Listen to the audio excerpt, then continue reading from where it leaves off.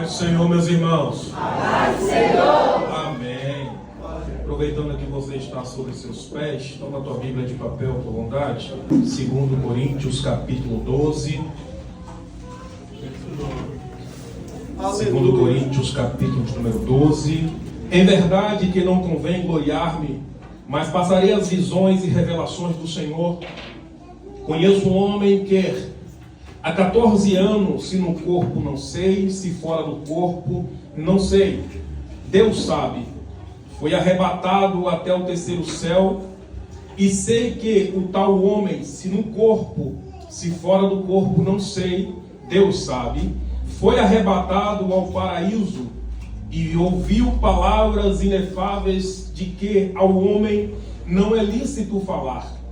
De um assim me gloriarei eu, mas de mim mesmo não me gloriarei, senão nas minhas fraquezas.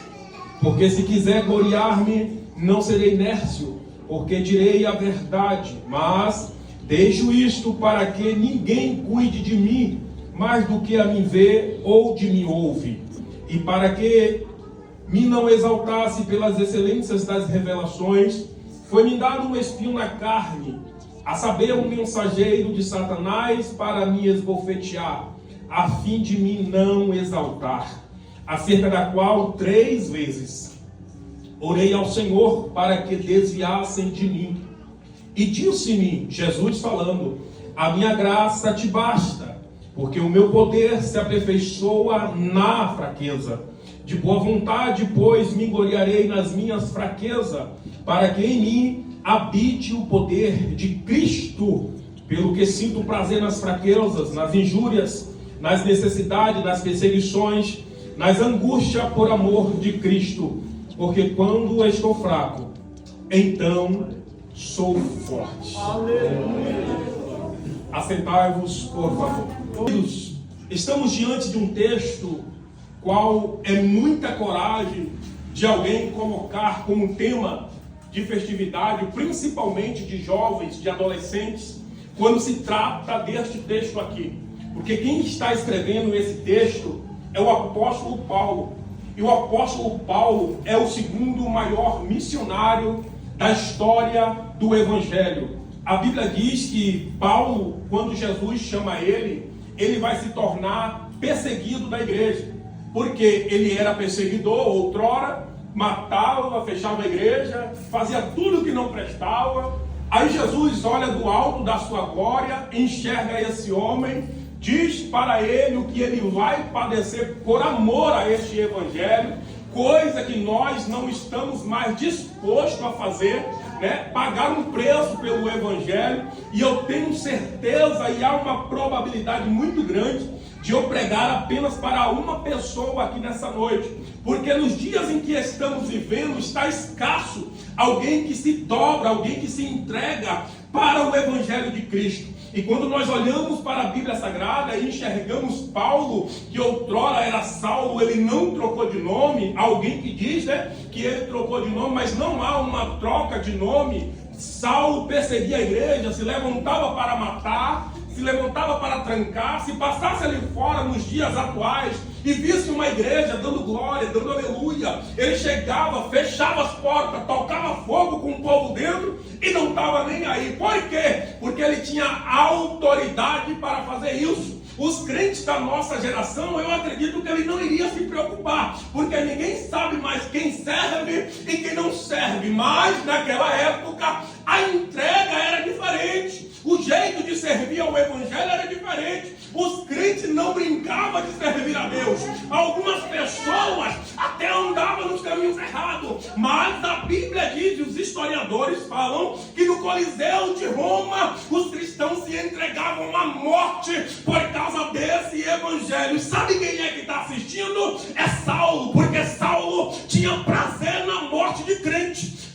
Saulo gostava de ver crente sofrer, mas Jesus não se deixa escarnecer. Aí Jesus está do trono da glória olhando e dizendo: tu vai até onde eu quero, tu faz até onde eu quero, mas vai chegar um tempo que você vai pagar o preço por causa desta palavra aqui. E chegou um belo dia em que Jesus marcou um encontro com ele, E coisa boa quando Cristo marca um encontro com alguém, oh glória. Lembra quando você andava lá fora, no mundão, bebendo, fumando, cheirando, se prostituindo, mas houve um dia que Jesus marcou o encontro, desceu na sua frente e disse: a partir de hoje você não serve mais o mundo, não serve mais a Satanás, você vai servir ao Rei da Glória, ao Rei da Glória, e até hoje você está na presença dele. Cristo está olhando lá de cima para ele, fazendo e acontecendo, achando que Deus se deixa escarnecer, achando que Deus passa a mão na cabeça de alguém. Tem uma classe de crente, eu quero crer que não tem aqui hoje, que está vivendo o evangelho de qualquer jeito, missionária Ângela. Quer viver a palavra de qualquer maneira. Vem para a igreja, entra culto, sai culto, nada muda. Vem para a igreja, participa de campanha, fica as coisas do mesmo jeito. Por quê? Porque não se entregou ao altar do evangelho verdadeiramente. Porque eu não vi na Bíblia Deus entrar na vida de alguém e essa pessoa permanecer do jeito que estava lá fora. Eu não vi Jesus entrar na vida de alguém e essa pessoa viver nas mesmas práticas que outrora praticava. Saulo é assim, ele mata, ele deixa viver, ele prende, mas também ele solta, porque ele tinha autoridade. Mas um belo dia, ele está indo para Damasco, com carta na mão, dizendo: vou lá fechar mais uma igreja, vou lá prender mais uns crentes, vou lá matar mais alguém. Mas no meio do trajeto, a Bíblia é quem diz que Cristo vai se revelar para ele, dizendo: Saulo, Saulo, por que tu me persegues? Entenda que a perseguição não é contra o Rafael, a perseguição não é contra a igreja, a perseguição não é contra você, a perseguição, quando ela vem, não é para nós, a perseguição é para quem nos chamou, a perseguição é para Jesus. É por isso que ele diz: Saulo, Saulo, por que tu me persegues? Sabe o que Cristo está dizendo? Antes da igreja ir, eu vou na frente dela. Antes da igreja pregar, sou eu quem falo na boca dela. Por que me persegues, Saulo?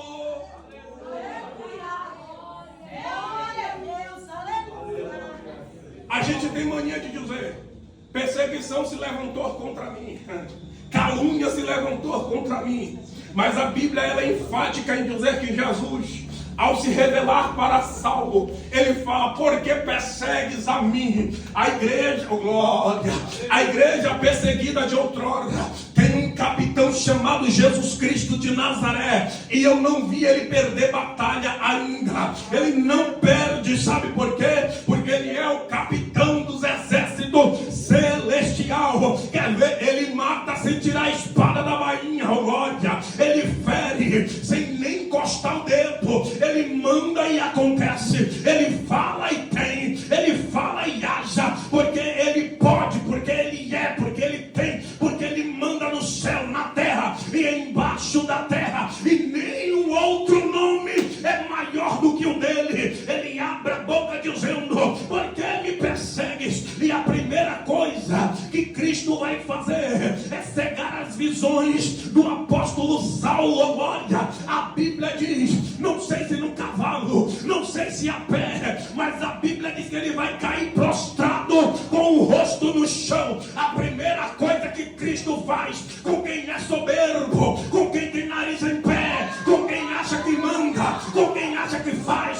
com quem acha que tem, é fazer cair de joelho dobrado, com o rosto em terra, reconhecendo que não há outro Deus a não ser Cristo, Cristo, Cristo, o Rei da Glória, o Rei da Glória. E se você veio nessa noite para adorar ao Rei da Glória, joga essa mão aí em cima, dá um brado de glória, porque Ele merece, porque Ele merece. Eu gosto de Bíblia. A Bíblia diz que ele está indo para Damasco com carta, como se o Rafael chegasse aqui hoje com a carta da minha igreja e apresentasse dizendo: ele tem legalidade para pregar, ele tem autorização para pregar. É essa carta que Saulo está levando na mão. Aonde ele passava, ele tinha liberdade para fazer o que ele queria. Ele tinha legalidade para fechar a igreja. Ele tinha legalidade para prender, para matar. Mas nesse dia, a carta humana falhou. Nesse dia, a autoridade humana falhou. Nesse dia, a liberação do homem não deu certo. Sabe aquele dia que Satanás faz a reunião dizendo: bora matar ele, bora matar ela, bora colocar na cadeira de roda, bora colocar no leito do hospital. Mas Jesus brada do céu dizendo: ei, Satanás, hoje não. Oh, por quê, Senhor? Porque ele é meu, está nas minhas mãos, e eu vou mostrar para ele o que ele há de padecer. É por isso que Satanás não te toca, é por isso que o diabo não te fere. Você está pensando que você caminha porque você é o bom, você está pensando que você fala porque é bonitinho. Nananina, não, tudo é por causa dele, é por causa dele, é por causa dele. Se você está aqui é por causa dele, se não parou é por causa dele, por causa da graça dele.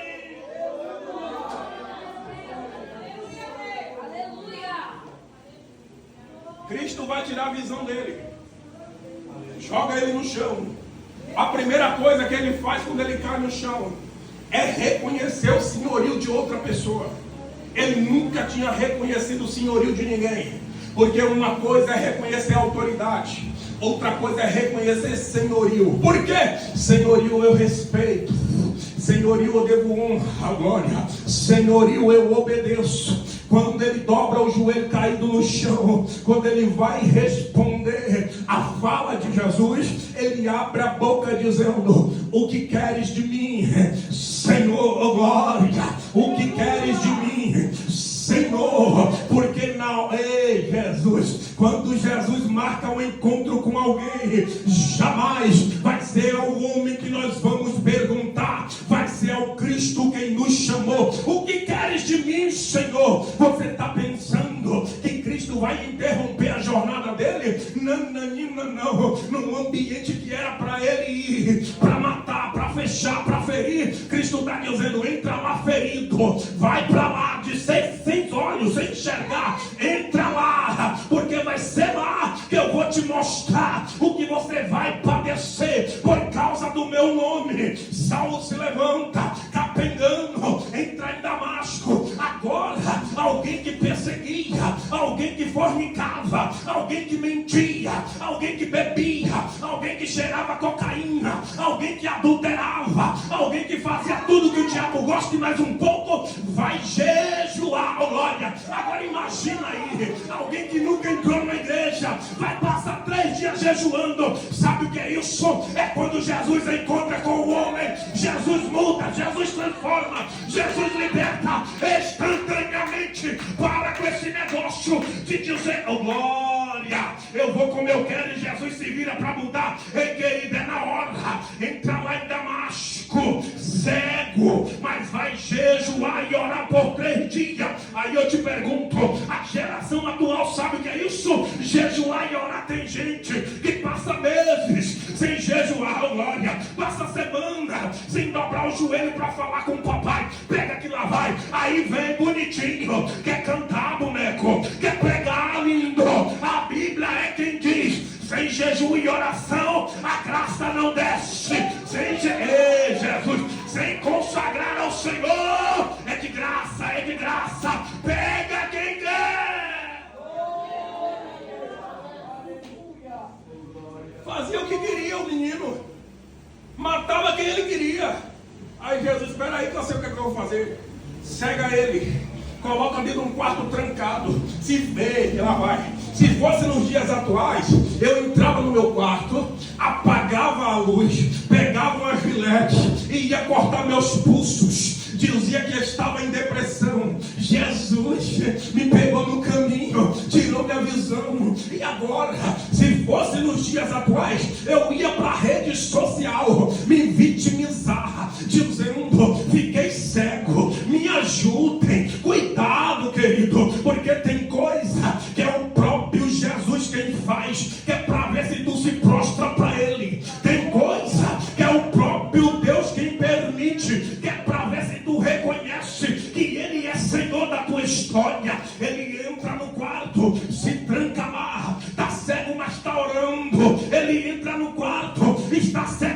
jejuando, tem gente que está bom de todos os membros e não dobra o joelho para Jesus. Nessa noite eu venho como boca de Deus para dizer: está na hora de você tomar um posicionamento e reconhecer o senhorio de Cristo. O senhorio de Cristo. Reconheça.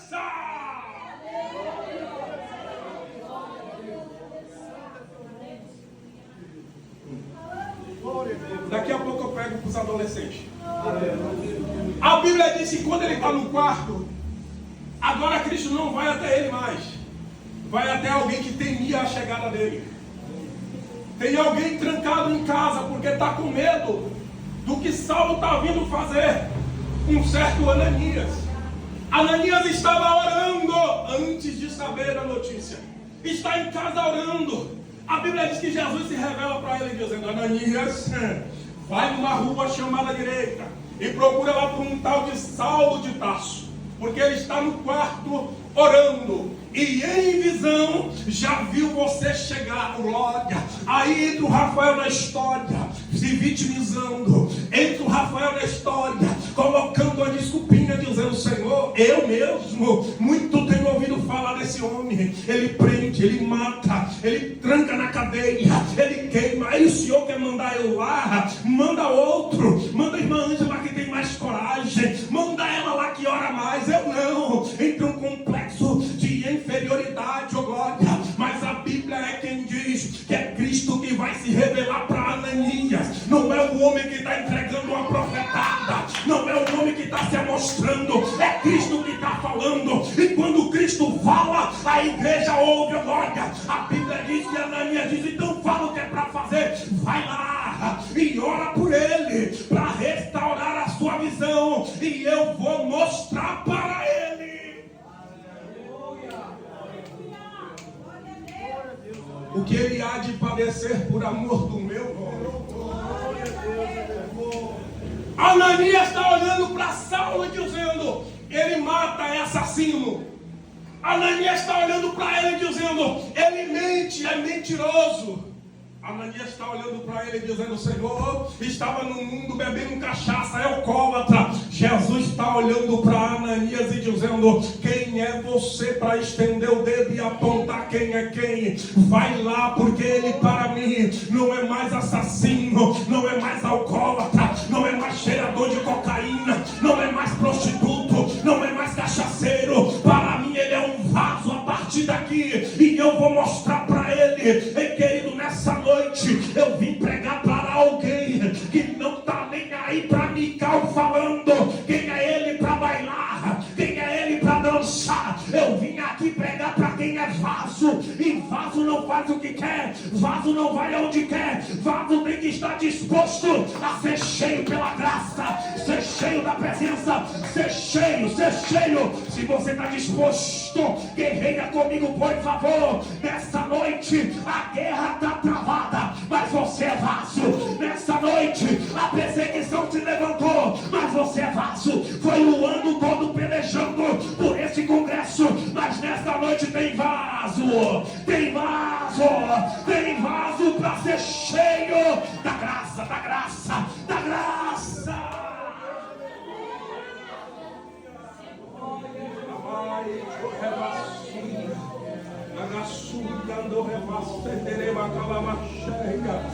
Ai, que horreba. A Bíblia diz que o tempo passa, mato cresce, paisagem muda. Agora este Saulo aqui vai esperar 14 anos para exercer o chamado. Lá vai. Ei, Jesus, me guarda. Vai esperar 14 anos para exercer seu ministério. Aí tem uma geração de Rafael por aí que quer cair de paraquedas e exercer ministério sem saber o preço que tem que ser pago. Tem uma geração de Rafael por aí que não sabe o preço que tem de um joelho dobrado e quer tomar lugar de quem já vem exercendo o ministério, quer cair de paraquedas. Cuidado, a igreja tem história. É por isso que Saulo não vai tomar a frente de ninguém. Ele não vai bater no peito e dizer: Jesus falou comigo, agora eu posso pregar. Jesus se revelou para mim, agora eu posso entregar profecia. Jesus se revelou para mim, posso cantar 3 CD. Cuidado, 14 anos, e é nesses 14 anos que Cristo vai se revelar para ele novamente e vai lhe mostrar o céu pelo lado de dentro. Só meu glória, somente 3 homens tiveram o privilégio de ver o céu pelo lado de dentro. Pega o primeiro. A Bíblia diz que no ano que morreu o rei Uzias, eu vi o Senhor assentado em um alto e sublime trono, e tinha 6 anjos, cada um tinha 6 asas, com 2 cobriam o rosto para não ver a glória dele, com 2 cobriam os pés para não brilhar tão quanto o dele, e com 2 voavam e clamavam uns para os outros dizendo: Santo, Santo, Santo, Santo é o Senhor, aquele que era, aquele que é e aquele que há de vir. É Isaías quem está escrevendo. O segundo homem vai ser o apóstolo João, na ilha de Pátimo. A Bíblia diz que João está na ilha de Pátimo orando porque está preso, e a Bíblia diz que Jesus se revela para ele dizendo: Ei João, vem cá que eu vou te mostrar as coisas que brevemente hão de acontecer. E o terceiro é o apóstolo Paulo. Só que quando ele enxerga, ele não vai sair falando para A e para B. Sabe o que é isso? Vai ter revelação de Cristo, e a gente tem que ficar com a boquinha fechada, porque quem o povo não sabe, eles não estragam. Paulo está discutindo com alguns da sinagoga, e eles estão debatendo quem é maior, quem prega mais, quem fala melhor, quem canta mais. Vê se está diferente hoje. Se eu não pregar, Deus não vira. Se eu não cantar, ninguém é batizado. Paulo está dizendo: glória, não tem nada a ver comigo, é tudo por causa dele, é tudo por ele, e é tudo para ele. E se não fosse ele, nada do que foi feito se fez. É Paulo que está escrevendo.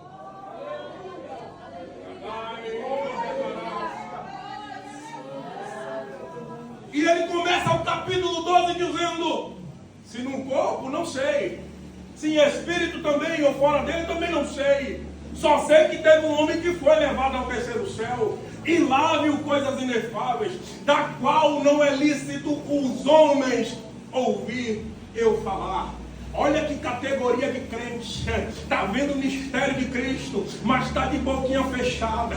Jesus está revelando para ele, mas ele não está entregando revelação para 50. Jesus está se revelando para ele, ele só está escrevendo. Jesus está levando ele no terceiro céu, mas está havendo um debate de roda de escarnecedores, porque tem uma classe de crente que gosta desse negócio de se assentar na roda dos escarnecedores e começar a falar as coisas que não é para falar. E Paulo está nos dando um recado dizendo: eu não sei se foi no corpo ou fora, eu só sei que ele viu. De um desse eu me gloriarei, oh glória, mas para que não me gloriasse na minha carne, na minha carne, na minha carne foi-me dado um espinho, oh glória, a saber, um mensageiro de Satanás, a mim esbofetear todos os dias. Agora deixa eu te perguntar um negócio: qual é o espinho na carne, oh glória, que te faz ser semelhante a Cristo? Qual é o espinho na carne que te faz olhar para o céu e dizer: Senhor, não estou aguentando, está doendo, estou sofrendo, não quero mais? Qual é o espinho na carne? Porque o evangelho da atualidade é modinha, é fichinha, lá vai, peca, depois vocês se acertam com a irmã Vanessa. Mas tem uma geração por aí que o espinho na carne dele é estar na frente de uma live 24 horas entregando revelação para quem passa por lá. Tem uma geração por aí que o espinho na carne dela é estar no TikTok dançando, colocando uma musiquinha do mundo. Eu não prego para agradar ninguém. segura. A Bíblia é quem diz que o espinho na carne é Satanás que vai todo dia esbofetear nele. E ele está dizendo: Senhor, não estou aguentando. Senhor, quero parar. Mas aí é nessa hora que Cristo se revela para ele, dizendo: ei, Paulo, o espinho, filho, eu não tiro. A dor eu não tiro. A perseguição não vou afastar. A calúnia não vou tirar. Os fofoqueiros muito menos. Mas a minha graça, a minha graça, a minha graça. Então só para quem quer graça, só para quem quer graça. Joga essa mão lá em cima, pelo amor de Deus. Porque mão levantada no santuário é sinal de rendição ao Todo-Poderoso. A graça dele está nesta casa. A graça dele está nesse ambiente. A graça dele está nesse santuário. Ele está olhando e dizendo: o espinho está na minha carne, e ainda que eu queira parar, eu não consigo. O mensageiro de Satanás todo dia vem perto de mim e dá na minha lata, na minha cara. Já não é bonito, ainda mais ele batendo. Ele bate sem dó. Jesus é bom demais. Quer ver? Jesus, quando chega no coraçãozinho que não habita ele, ele chega na porta com todo carinho, dizendo: eis que estou à porta e bato. Se alguém abrir, eu entro. Jesus é tão calminho. Eu estou na porta batendo. Quer que eu entre? Abre a porta. Eu não vou invadir. Eu sei que ninguém mora aí. Deixa eu entrar. Está batendo na porta. Se alguém abrir, eu entro. Eu sei, eu limpo, purifico, eu restauro e faço morada. Mas Satanás não. Satanás, quando vem, é com os dois pés. Ele vem para matar, roubar, destruir, tirar tua família, tirar teu ministério, tirar tua chamada. Mas nessa noite, a graça de Cristo está aqui nesta noite, dizendo: não temas, não temas, não te espantes, não te assuste. Por quê? Porque a minha graça te basta. A minha graça te basta. A minha graça.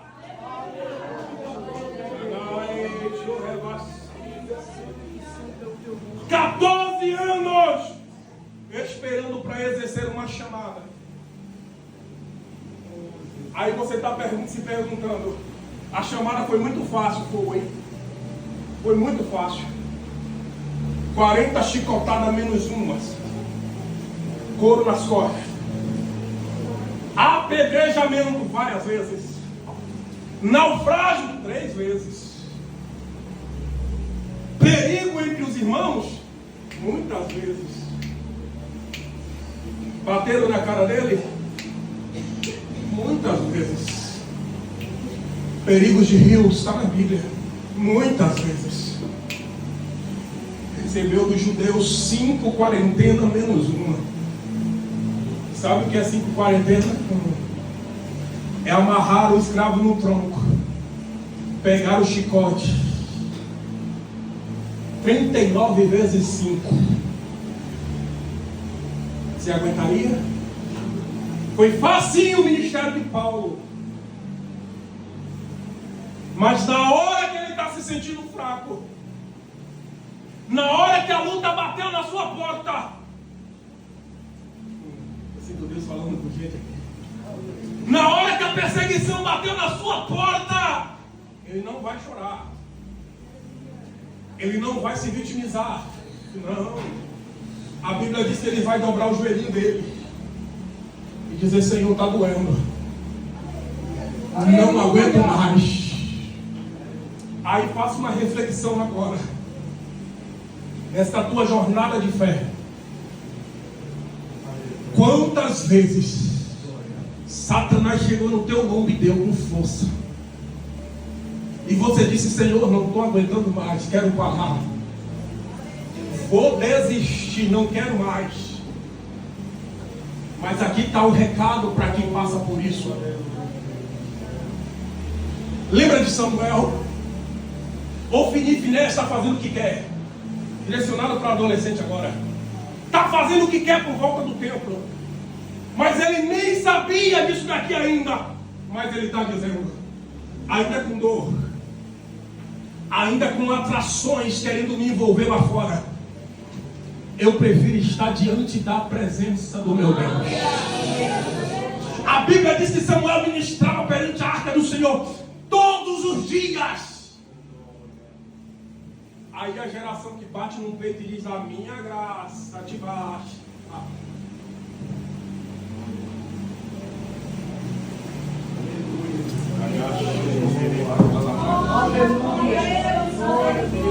A geração que quer ir para o céu, a geração eleita, sacerdócio real. Ei, Jesus, grandão da Galileia. Se tu entrar no meu Instagram lá, tu não vai ver uma corrente de nada que não seja evangélico. Eu sou chato com vídeo. Você não vai ver lá na minha rede social nada que não seja referente à Bíblia. Porque hoje não era para ser. Mas as redes sociais é a vitrine do crente.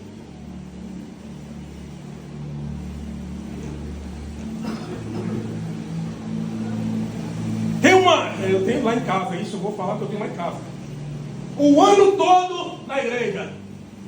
Quando chega dia 24 de dezembro, tira a capa de sacerdote, tira o manto real e diz: agora eu vou servir a Satanás. É Natal bebendo, é Réveillon pulando um dia na praia, é botando amarelo, é botando verde, é botando vermelho para ter um amor no ano seguinte. Mas a Bíblia instrui que lâmpada para os meus pés é a tua palavra e luz para o meu caminho. Agora me diz uma coisa: será que se eu ir pular 7 ondinhas na virada de ano, é o evangelho que está mandando eu fazer isso? Mas é a geração eleita que está fazendo.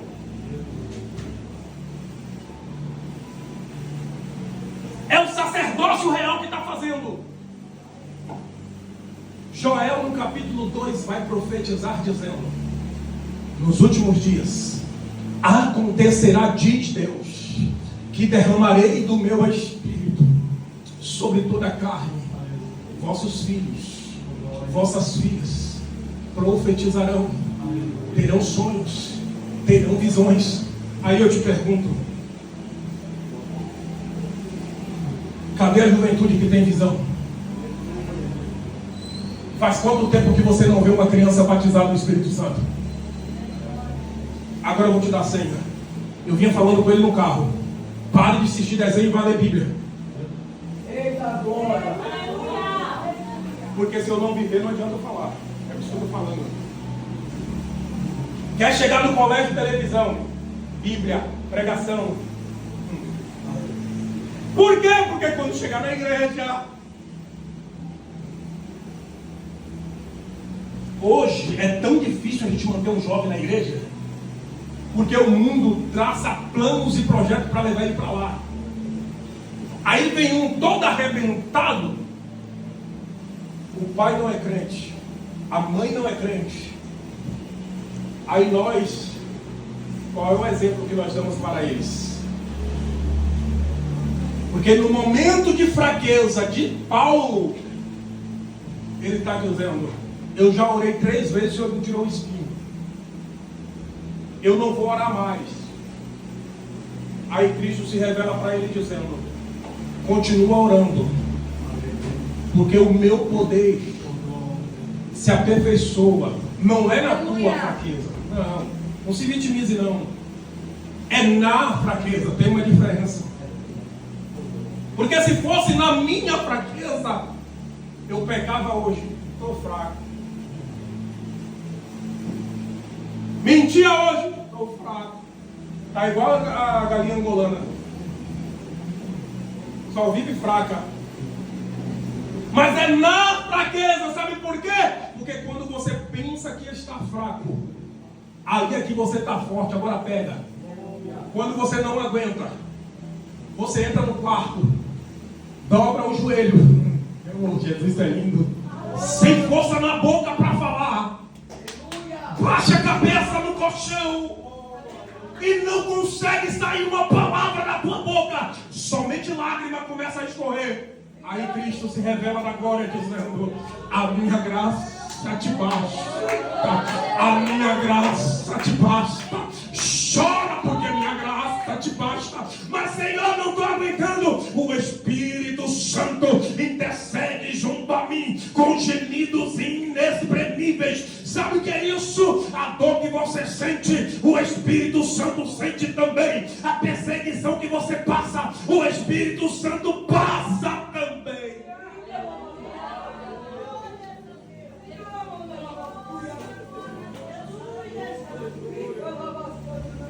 Estamos esquecendo de Mateus 6,6, simples. Entra no quarto, fecha a porta, fala com o papai em segredo, porque o meu poder se aperfeiçoa na fraqueza.